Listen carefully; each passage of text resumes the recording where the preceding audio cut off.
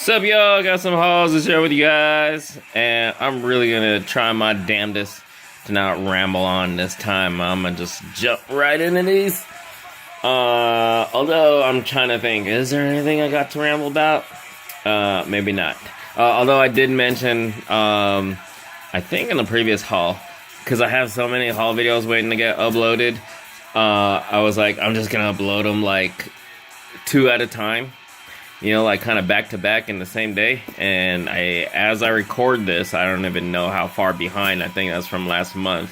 I did upload two haul videos, like just an hour apart, and I think I'll continue that through the week. So anyway, after the which I don't know if I probably didn't mention. I don't think I mentioned here. But on Instagram, you would have seen I posted that I was selling at the Rogue Toys swap and sale. It's something they do during the seasons that the weather's okay. This past Saturday was the first one of the season. Every second Saturday of the month, I believe. And so I decided to jump on it. They were offering a promo for a free space. I was like, why not? I kind of threw together stuff to sell like the night before. I didn't sell a whole lot.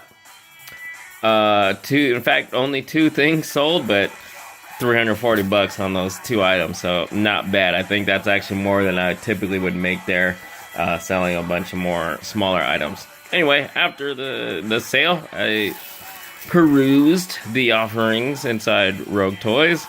Tons of cool stuff. Rogue Toys is awesome. There's no shortage of cool stuff that a collector would want to drop their money on. But, you know, I was trying to, restrain myself, for lack of a better term. But one thing I couldn't help pick up was this Britney pop, because, come on, it's freaking Britney. I did get that previous exclusive Target one. And if I'm not mistaken, this is only the second ever Britney Funko Pop made. I do hope there will be more to come, but really happy to get the Baby One More Time one and this Slave For You one. Really, really cool. So there's that. And let's try to speed this along. Walmart just picked up some Hot Wheels, and I think these are, I'm not 100% sure, but I think this is the first kind of like mainline Hot Wheels I've gotten in a while. I've been really trying to cut back on Hot Wheels because, you know, it's so easy to kind of just buy them up because, you know, for $1 or less than $1 each, why the hell not? But, you know, what happens is I end up with hundreds of Hot Wheels that, I mean, I'm not really doing anything with them, you know? Anyway, there's a few that I decided, okay, you know, it's been a while. There's a few cool ones. This new deco of the classic TV Batmobile with those flames. I've heard someone refer to them as ghost flames. I don't know if that's the proper term in the car, you know, world. Whereas, you know, it's kind of like subtle. It's just barely, you know, a little darker than the regular color. But that's pretty badass. That's kind of cool, you know. This Cruella de Vil car. I've actually never seen 101 Dalmatians. But, you know, I definitely collect any of the license or stuff based on movies and TV. So I decided to finally pick this up. This has been out for a while, but I just been putting it off. This one, I'd never seen. It's a Mystery Machine deco on the Batmobile. That's quite the mashup. Now, Scooby-Doo and Batman the Brave and the Bold. So I don't know if, you know, that was like an animated movie that came out at some point or something like that, and this actually appeared in there, or, you know, they just decided to do a mashup. But that's pretty unique. I think that's pretty damn cool. So, you know, being a fan of both Scooby-Doo and especially Batman, yeah. And then this Lamborghini Countach police car. I love the Lamborghini Countach. And a police car version of it? Yeah. Hell yeah.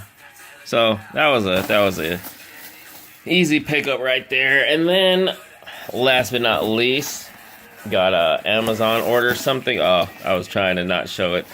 Anyway, my nose is a little stuffy by the way. I don't know if you can tell, but I pre-ordered this not long ago.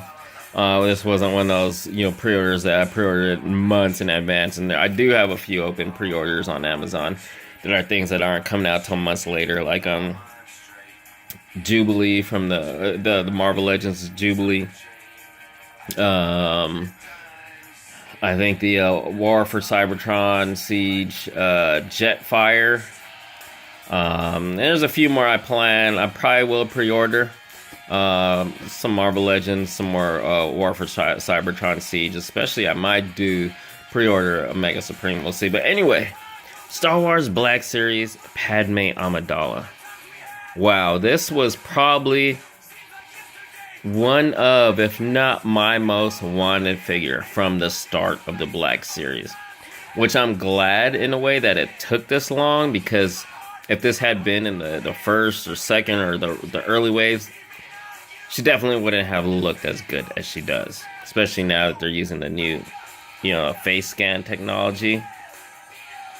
Freaking amazing. This is one of those ones where you get and it's like, yeah, that's $20 well spent, in my opinion, especially because, I try to collect these mostly at less than retail, Marvel Legends and Star Wars Black Series, or even DC Multiverse, a lot of these domestic lines that are, in the 6-inch, $20 range. Most of them, I still try to wait till I can get them for less than retail.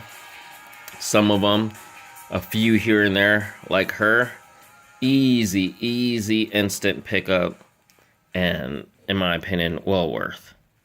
She looks great. I always kind of wished I could have gotten the SH Figure Arts one, but price aside and exclusivity or limited editionness aside, I always had an issue with her, having the torn midriff, and I'm assuming on the back she had the scratches.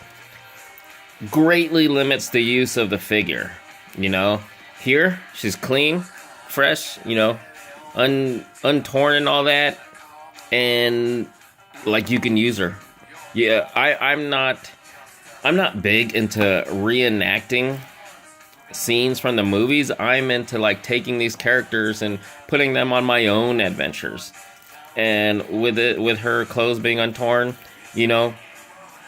it's kind of like an iconic look for her. And you can take this figure and put her on all kinds of further adventures, as opposed to with the torn midriff and the scratches on her back, which only pretty much serve to recreate her, as seen in Attack of the Clones after she'd already, gone through that ordeal. So, yeah, $20.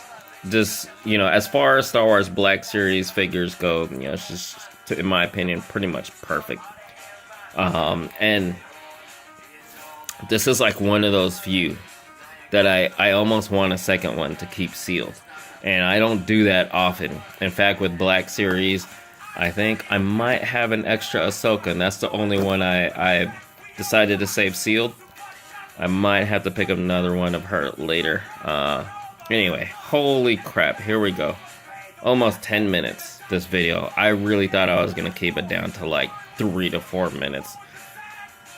FML. But, regardless, that's the haul of the day.